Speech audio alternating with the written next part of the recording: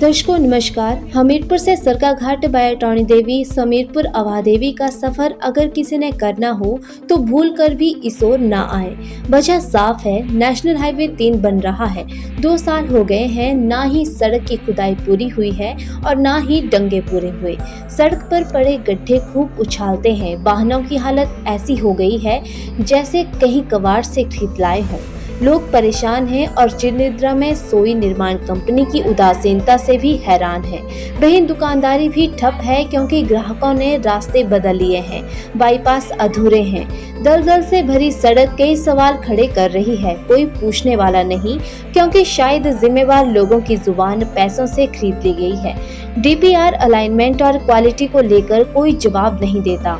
बेबसी के आंसू बहाने को लाखों लोग मजबूर हैं। वही समीरपुर जिला परिषद वार्ड सदस्य पवन कुमार इस मुद्दे को लेकर उग्र रूप धारण कर चुके हैं। जिला परिषद की बैठक में पवन कुमार ने नेशनल हाईवे के मुद्दे को जिस प्रभावी ढंग से उठाया और जो तथ्य सामने रखे वे आंखें खोलने वाले हैं। आइए सुनते हैं पवन कुमार ने विधायक कैप्टन रंजीत सिंह की मौजूदगी में जिला परिषद हमीरपुर की बैठक निर्माण कंपनी को ब्लैकलिस्ट करने और सारे निर्माण कार्य की उच्च स्तरीय जांच करवाने की मांग किस अंदाज में उठाई। ताज़ा अपडेट और खबरों के लिए देखते रहें पोल खोल न्यूज चैनल।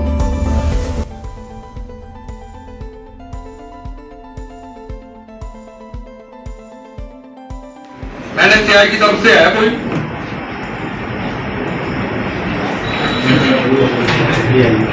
आप कर रहे हैं सर? अच्छा मैनेजर साहब, चलो स्वागत है आपका। एक्चुअली मैं उस वार्ड से मैं जिला परिषद सदस्य हूँ। जानकारी है आपको? जी समीरपुर वार्ड से। समीरपुर टौणी देवी का कम आ रहा सर। वो जो चाहते हैं ना, एक मौत की भी PIU होती है, वो भी PIU हमीरपुर ही है और हमारा जो PIU NHAI की है। मैं वही आपसे बात कर रहा हूँ कि हमारा जो रोड है, ये जो रोड पे कंस्ट्रक्शन हो रही है, इस रोड की हमारे जुरिडिक्शन में नहीं आता है। ये किसकी जुरिडिक्शन में है? ये सर एक ministry of road transport highway के अंदर ही होना चाहिए था, बट वो जो ऑफिस होता है ना ministry of road transport highway का, वो अलग होता है। वो अधिकार उनका यहाँ से टाटल अनु चौक से उसको देख कौन रहा है? उसकी तरफ से कौन अधिकारी आया हुआ यहाँ? जो टौणी देवी वाला NH है उसको गुप्ता जी हैं, वो इंचार्ज। मैं वही इस बारे में उनके प्रोजेक्ट डायरेक्टर है। मैं कैप्टन साहब वही पूछ रहा हूँ कि वहाँ से है कौन, क्योंकि वहाँ रातों बरसात गिरने लगी है। नहीं तो इनसे तो बात करने का कोई फायदा ही नहीं है जब ये वहाँ पर है नहीं, तो इनसे काय की बात करना। हमारे बोलने का मतलब है कि उसकी तरफ से आया कौन है। अच्छा मोदी, आप भी वहाँ से हैं। DM साहब, मैं आपके ध्यान में लाना चाह रहा हूँ, वहाँ पर क्या है कि घटिया स्तर का निर्माण जो है वो हो रहा है। आप भी देख रहे होंगे वहाँ पर अध्यक्षा मोदी जी वहां से हैं, कैप्टन साहब तो वहां से आपकी विधायक विधानसभा क्षेत्र से आपकी जुरिडिक्शन में वो एरिया आ रहा है। तो वहां पर क्या है कि लोगों के घर अब विकास हो रही है और गिरने की कगार पर है वहां पर, क्योंकि ऊपर को जो अप्रोच बालें लगनी थी वो नहीं लगाई गई है। और वहां पर जो है बहुत सारे परिवार जो है इस वक्त खतरे की जद में, क्योंकि पिछली बरसात में भी बहुत सारा नुकसान हुआ था, इस बार भी बहुत सारा नुकसान हुआ है। तो मैं आपसे ये यहाँ पर अनुरोध करना चाहूंगा कि हिमाचल प्रदेश सरकार को लिखा जाए कि ये जो कंपनी है, यदि ये केंद्र की तरफ से कंपनी है तो आदरणीय प्रधानमंत्री जी को यहाँ से प्रस्ताव लिखा जाए कि इस कंपनी का जो है टेंडर रद्द किया जाए, क्योंकि वहां पर जो है बहुत सारे लोग जो हैं, कुछ एक जो स्वार्थी लोग हैं वो वहां पर उन अधिकारियों के साथ मिले हुए हैं और वो अपनी रोटियां वहां पर सेकने लगे हुए हैं।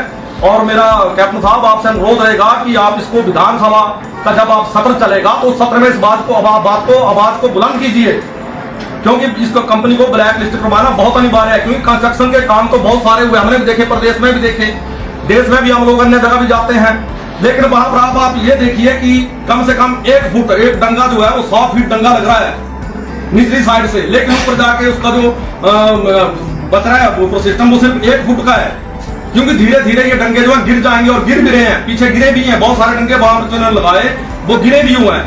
लेकिन मैं वहां पर मैं अपनी जो सम्मानित जनता है, हमारे जो सम्मानित लोग हैं, क्योंकि लोगों ने अपना थोड़ा थोड़ा पैसा इकट्ठा करके अपना घर परिवार जो है बनाया होता है, आज वो लोग खतरे की जद में वहां पर वो लोग जो है वो बड़ी मुश्किल से अपनी रातें गुजार रहे हैं। तो मेरा ये अनुरोध है कि उस कंपनी को ब्लैक लिस्ट किया जाए और वहां पर एक आवाज ये भी है वहां पर कि मुआवजे में भी जो है पिक एंड चूज की गई है।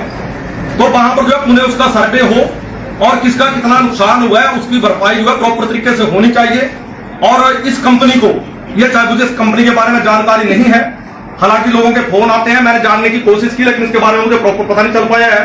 तो मैं ये चाह रहा हूं कि ऐसी कंपनी यदि ये राष्ट्रीय स्तर पर भी है या प्रदेश स्तर पर, तो इसको तुरंत प्रभाव से ब्लैक लिस्ट करवाया जाए। और माननीय विधायक जी, मुझे आपसे ये पूरा भरोसा है कि इस बात को आप जरूर रखेंगे, क्योंकि आपका वहां क्षेत्र भी आता है और जनता तो हम सब की है।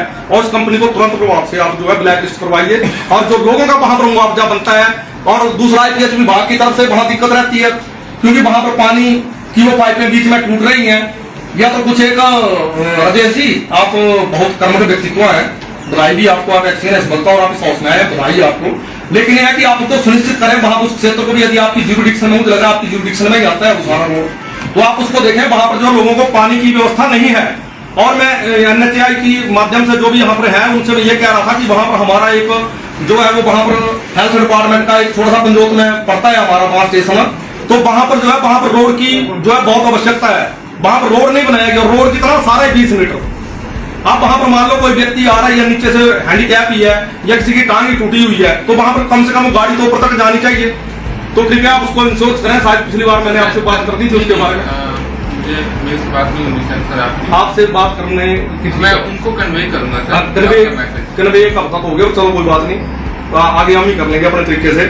तो मेरे बोलने का मतलब है कि जो है, और मीटिंग में दूसरा DPO मैम ये सुनिश्चित किया जाए कि उनकी तरफ से जो भी अधिकारी है वो इस हाउस में पहुंचे और उनको जो है पर्सनली बुलाया जाए यहाँ पर, क्योंकि मैं उनसे मिलना चाहता हूँ, क्योंकि हमारे लोग जो है वहां जो है खतरे के साए में जी रहे हैं।